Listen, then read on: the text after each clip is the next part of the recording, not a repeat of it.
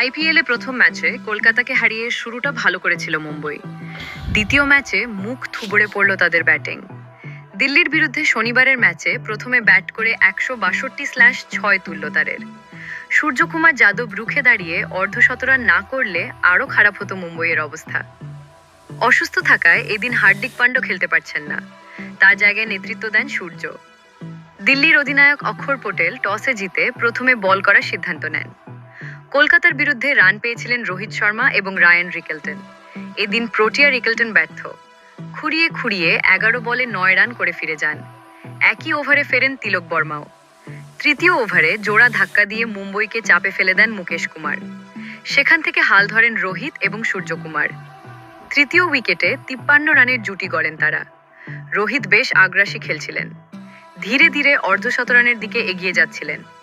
26 বলে 35 রান করে ফিরে যান তিনি।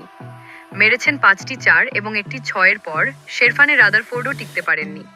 তিনি 7 বলে 5 রান করেন। সূর্যকুমারের সঙ্গে যোগ দেন নমন ধীর, একটা দিকরেখো।